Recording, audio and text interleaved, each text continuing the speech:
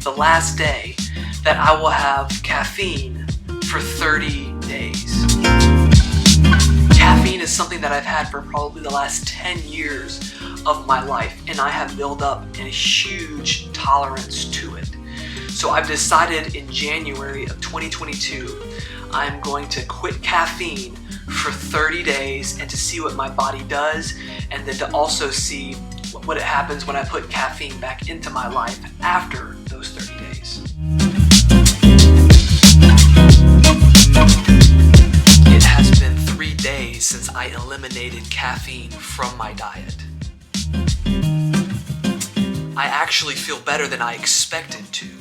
On the first day, I had a little bit of a headache, so I took some medication and that helped a little bit.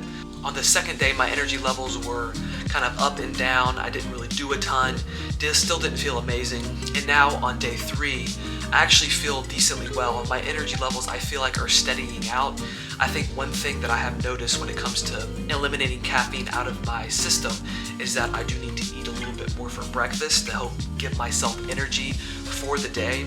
However, that's not really an issue. That's probably how our bodies are meant to be anyway. Caffeine is an appetite suppressant, so it makes sense that I want to eat a little bit more in the morning. So that's something to just keep in mind if you guys do decide to end up eliminating caffeine from your diet, to hopefully get this reset as to what I'm trying to do so that I'm not going to be dependent on caffeine anymore. So I'm really pleased that I'm actually still feeling pretty good even on day 3. So I'm excited to see how the next 27 days are going to be and how I come out feeling at the end of this, and then when I start putting some caffeine back in, what that's going to do to affect my body. So I'm excited to see that. I'm going to check in with you guys again when I'm further along in the process to see how I'm feeling then. We're playing no games. Don't you know that kind of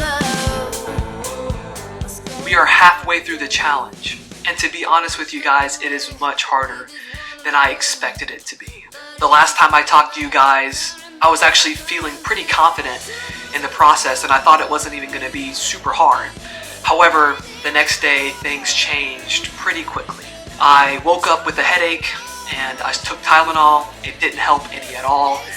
As the day went on, things only got worse and my head started hurting more and more. And then I finally went to bed early, took some more medication, woke up the next day still with a little bit of a headache, and it wasn't until the day after that that it finally went away and that I finally started feeling better again. And I think that goes to just show how addicted I was to caffeine and how much I was tolerant to it. And I think this challenge is going to be really good for me, and it's going to really help to reset where my body is on the caffeine tolerance. And then especially once I start introducing more and more caffeine back into my diet, I really want to be careful with it. I don't want to overdo it. I think I'm going to start with just decaf and then maybe go to half cap at the most, and really try to be intentional with my coffee and caffeine intake.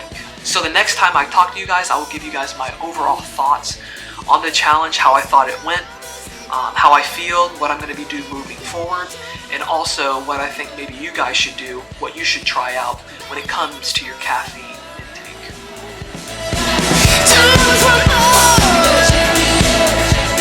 It has officially been 31 days of me not having a single drop of caffeine. But now I want to share with you guys 3 lessons that I learned from my month without having caffeine. The first lesson that I learned is that my body was truly dependent and addicted to caffeine. I couldn't go a day without having a cup of coffee, having an energy drink, having some type of pre-workout before I went and trained. And that was very clear, even just the first few days of not having caffeine, that I was in this state of like fog and headaches and just fatigue all day.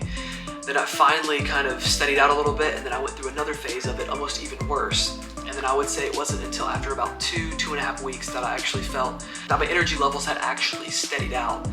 So this experiment, I think, really was an eye-opening thing to me, and it's something that I don't think I ever want to go back to, of my body depending on caffeine as your energy source every single day.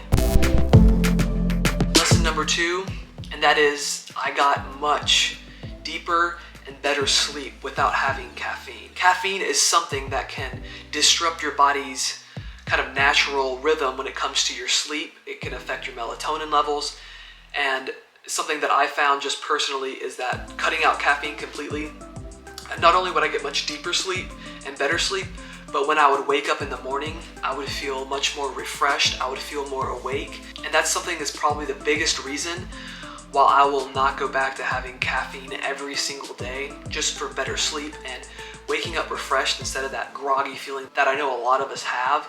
That's something that I really don't want to go back to. And I think that's something that's helped me be much more productive throughout the day, and it helps me to tackle the day a little bit better is when I wake up more refreshed. And that's probably the biggest benefit from this experiment that I could have gotten, and I'm so grateful for it. The third lesson that I learned, and it's simply that I don't need caffeine to have energy throughout the day. I think something that I learned is that a healthy breakfast with drinking some water, staying hydrated, having healthy nutrients, healthy meals throughout the day gave me a much better steady energy even than caffeine ever did. So will I go back to having caffeine? Maybe a little bit here and there when I maybe am feeling a little bit down. I didn't get very good sleep the night before for some reason, or I'm on little sleep because of work, or whatever the case may be. I think I'm gonna have little doses of caffeine throughout the day, but I honestly don't think I'm ever gonna go back to having this, 1-2 cups of coffee every single morning so that I can have energy to accomplish what I need to accomplish. And I think going forward, since I love the taste of coffee a lot, what I'm doing is, especially here in February, is that I'm having decaf coffee so I can have the taste, but without the caffeine. I know there's a very small amount of caffeine, like 10 milligrams or whatever, but that's really not gonna affect me and being tolerant or dependent upon caffeine. So the third lesson that I learned, a really, really important lesson, is that I do not need caffeine for sustainable energy throughout my day. So the question is, should you cut caffeine out of your life?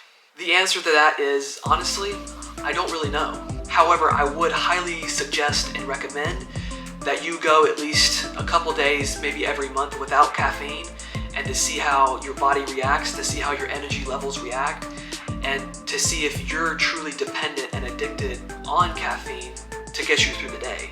And if you're like me and you just want to see if you can maybe have a steadier energy supply throughout the day instead of being dependent upon caffeine every single day to fuel your work or to fuel your workouts or whatever the case may be, I would challenge you guys to try this out. Take maybe at least 15 days, take 30. I think it really needs 30 for a total detox of caffeine from your body to really see how you're gonna feel. I recommend you guys to try it out. It's something that was super eye-opening to me, and I think will be super eye-opening to you as well. So hopefully you guys found this video interesting, helpful, maybe inspiring to try this for yourself. If you have anything to add, drop it in the comments below. Thank you guys for watching, and I will see you